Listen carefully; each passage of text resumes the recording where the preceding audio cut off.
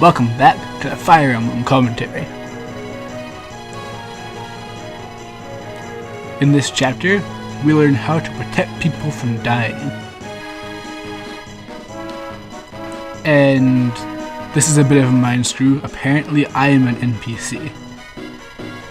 So this might be the only game where they say your player character is a non-playable character.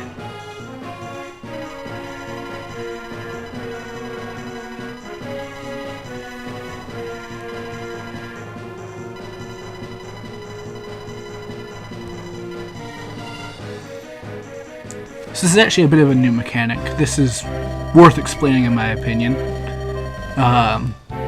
It helps break up the missions, basically. Instead of just being kill everyone every time, there are different types of missions, in this case protect a person. And it definitely helps make the flow more varied, as opposed to just doing the same thing with tougher and tougher enemies on more varied terrain.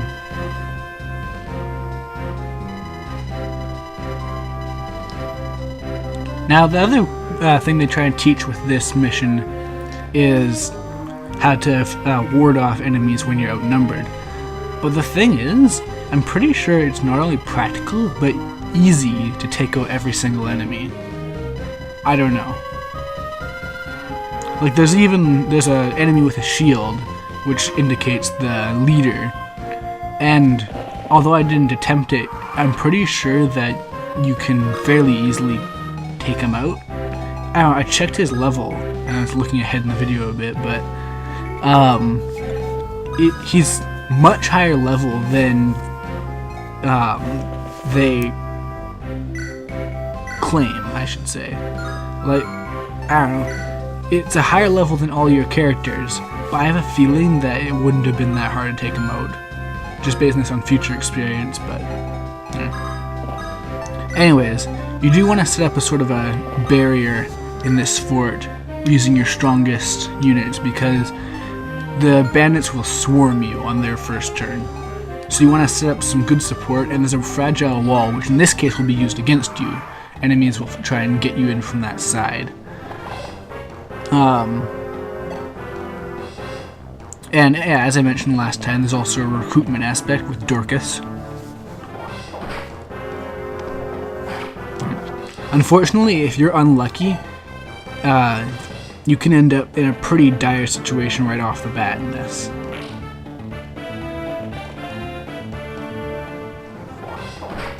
See, they're all landing hits.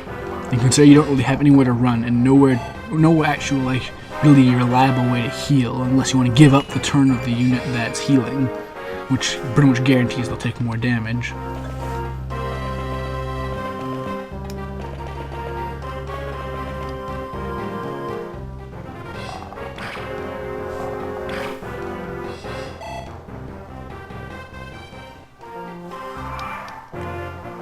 So yeah, right off the bat, you're being attacked from all sides. And this isn't really just an exclusive to this Fre Emblem game, but they always seem to feel a need to spell out exactly who it is that can be recruited and how to recruit them. I really would have preferred more subtle cues that you could look up into. As it, like, it's already pretty obvious. Just like, oh, there's a person named Dorcus, and this is what he looks like, and it would sure suck if he were to show up. Then you see a cutscene, he's like, oh, Dorcus, and he's like, oh yeah, my wife is a thing. And then, now they have to explain that all. Again, so many tutorials, but this isn't just a Fre Emblem 1, whatever this is, Fre Emblem 7, I think. Yeah, whenever there's recruiting involved, they always have to spell it out to you for whatever reason. And yeah, apparently Lynn recognizes him from the painting that's or whatever it is, drawing, likeness, whatever. I don't know. She just sort of recognizes him automatically.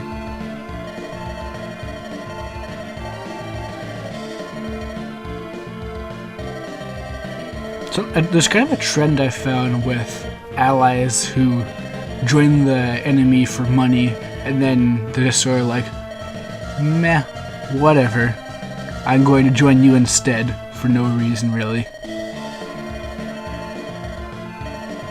this is a bit more of a valid one with them using Natalia as the example. Or Natalie. I don't know why I said Natalia. I think that's someone from Fre Emblem Sacred Stones.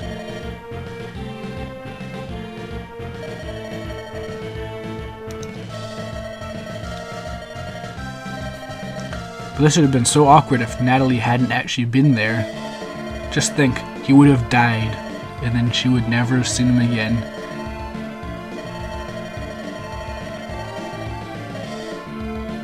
Now later on, I'm pretty sure that it becomes far easier to actually accidentally kill these units.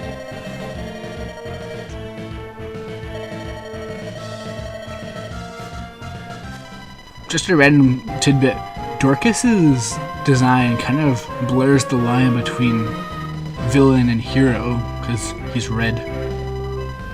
His hair is red. That makes him evil. Also, he looks ridiculously disinterested, and disinterest is evil. In case you forgot about the weapon triangle the last 3 times, here it is again.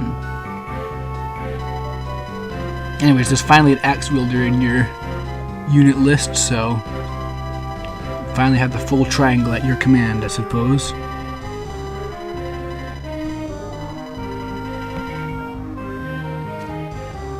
Try using Dorcus to attack. Turns out, he's exactly like every other unit that you've used so far. Yes, he has hand axes too, which are like bows, but not as useless. They have terrible, terrible accuracy though. Axes as a whole do. They're the least accurate, most powerful weapon.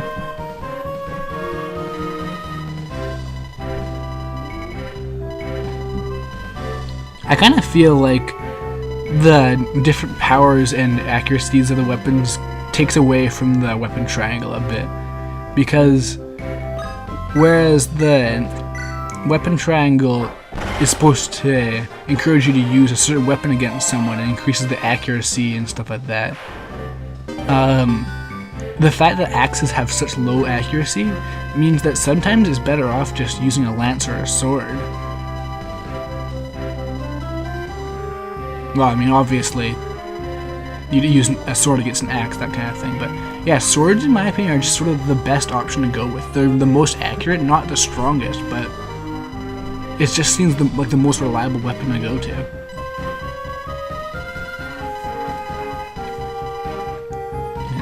And I'm glad they're finally allowing me to use the wait command, because it is kind of a pain to select units that you can't do anything with and just choose to end their turn. Before any of that can happen. Doink.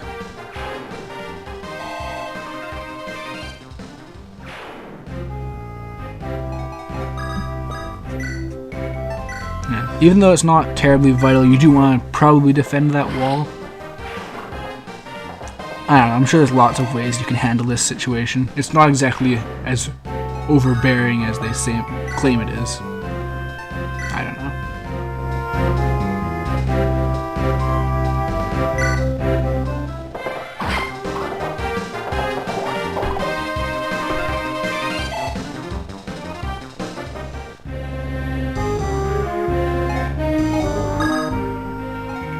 Yeah, see, here's the situation now.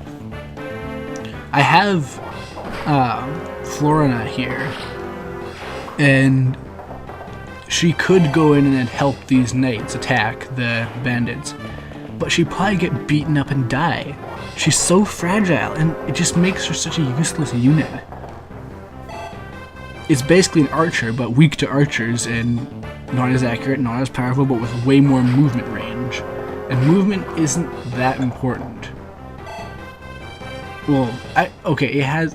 it's really... I don't want to just make things narrowed down like that and such, but yeah.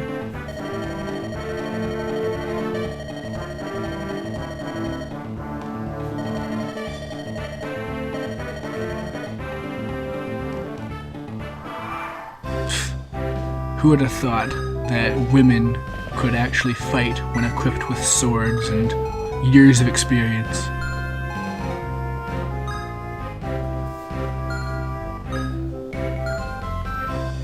Yeah, at this point I wasn't really sure if Carhijo is the type of unit who would go out and attack, because he is level 8, which outmatches my units by far. But again, I should have probably at least tried to take him out and then just reset if I couldn't. Because I don't know, I think make it out like that's not what you're supposed to do, but without giving too much away, I went and actually tried doing that in a later chapter and it worked fine. So I'm not really sure what to believe anymore. Fre Emblem was lied to me.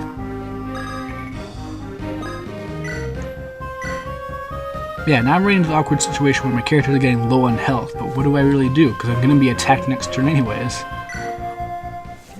At least it's better to reduce the amount of units, in my opinion.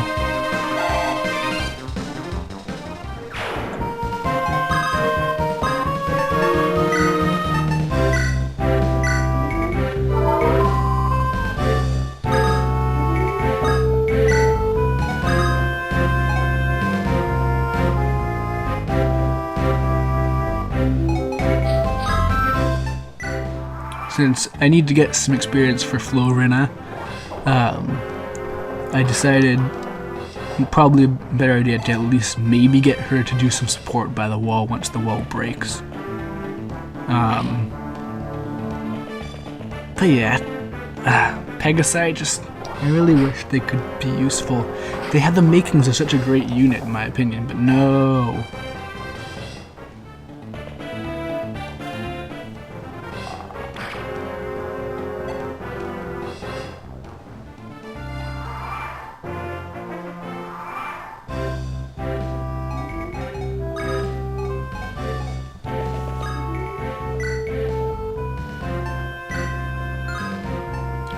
As usual, it's fun to pummel on archers when they have no way to defend themselves. I mean, what?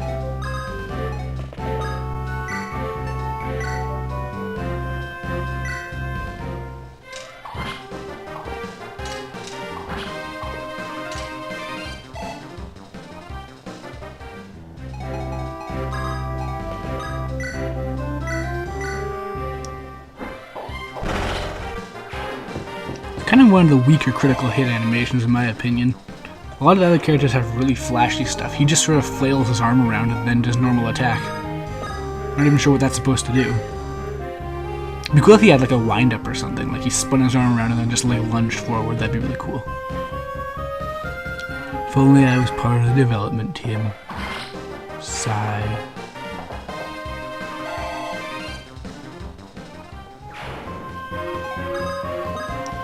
Anyways, yeah, there's a rather large stream of reinforcements that pretty much constantly assault you throughout this entire map. It's very, very preordained, but I don't even know what I was going with that. But yeah, it's very predetermined what you can and can't do, so you're probably going to end up pretty much in the exact same situation, give or take, depending on where you send your units. And I guess levels, and maybe you've actually lost a unit or something like that. It's not out of the question.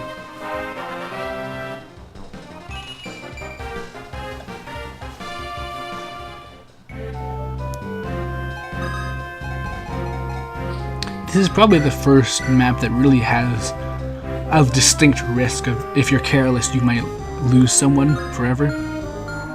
Well, forever in quotation marks, because they did give away that you'll get them back once the tutorial's over.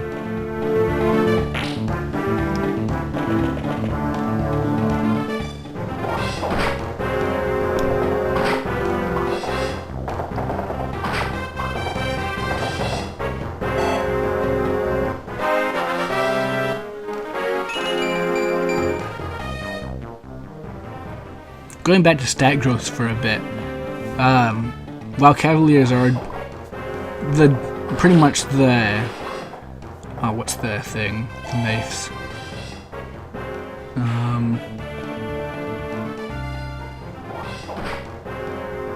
Swiss Army knife, yeah. Cavaliers are Swiss Army knives, basically, when it comes to units.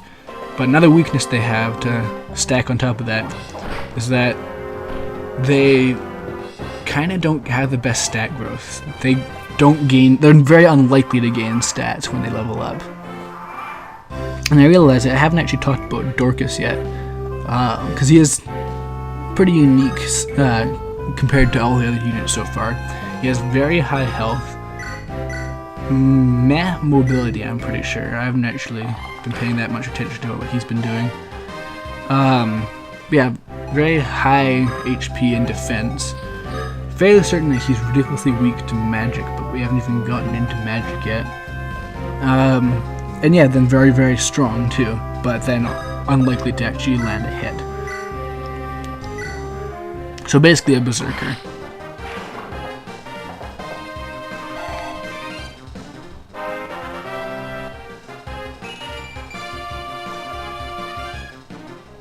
See what I mean by low stat growths?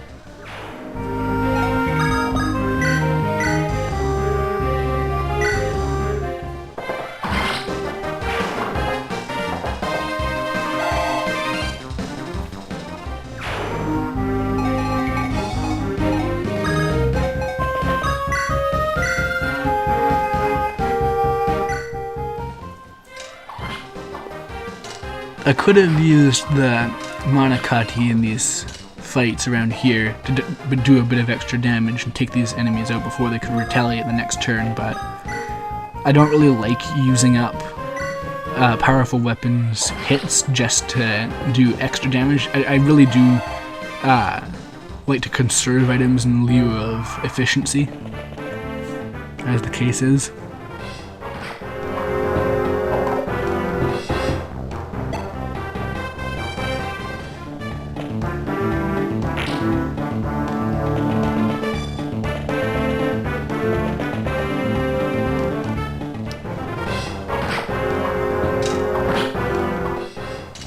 It's actually kind of ironic. I do end up using Florina and Will in a combo a lot, despite storyline implications, because he offers good support for lowering HP down of the enemies and allowing her to fly in and finish them off so she can get some XP at least. Because she's not really good on her own, so the two together kind of do cover each other's weaknesses a little.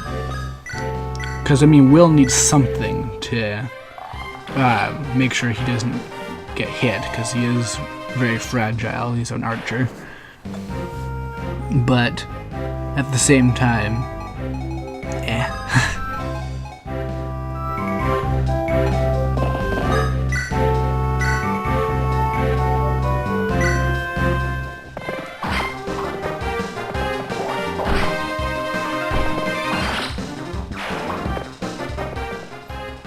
So yeah, this chapter might feel a bit like a slog because you're just plowing through waves of enemies you aren't really supposed to defeat. But if you actually go out of your way to try and get experience points, you can probably narrow down their ranks quite a bit. But again, it's all about survival. If you're in any risk, just retreat into the fortress and hold enemies off until the turns run out. It's probably easier than you think. But yeah, if you can, definitely kill as many as possible, get as much experience as you can. Remember that killing hits are the most experience giving ones.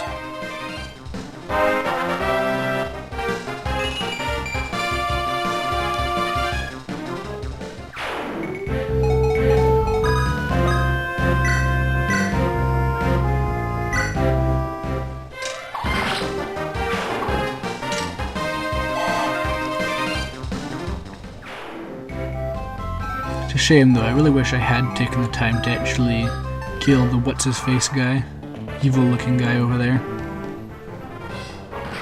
I'm sure I could have done it. Okay, another thing worth noting about axe wielders is that they tend to be very slow, so they probably won't be getting all that many hits in. I don't mean accuracy, I mean double hits. See it like that.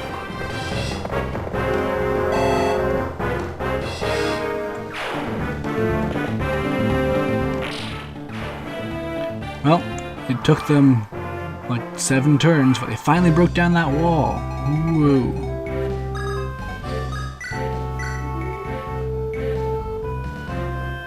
And Lynn has a very real risk of dying. Good thing this is a timed battle as opposed to endurance.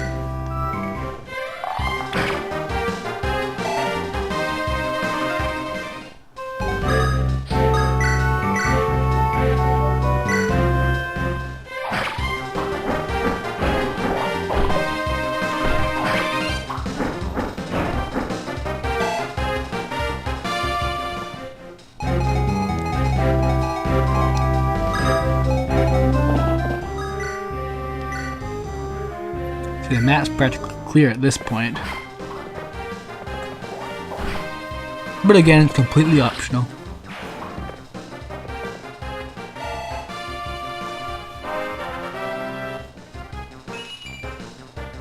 See, that's what I'm. Look at those. That stat goes 1 HP. That's all.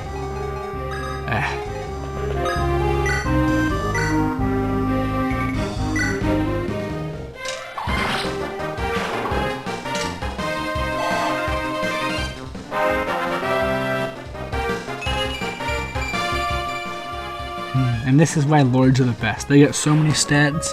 All of the stats.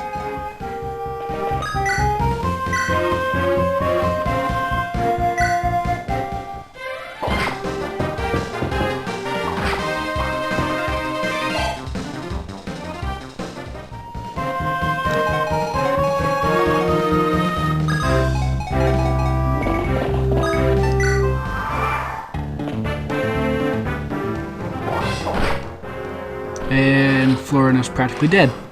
So there goes that. Good thing turn's pretty much all done and everything's about to get resolved. This just be awkward. Hey, ending with a critical hit, that's pretty cool.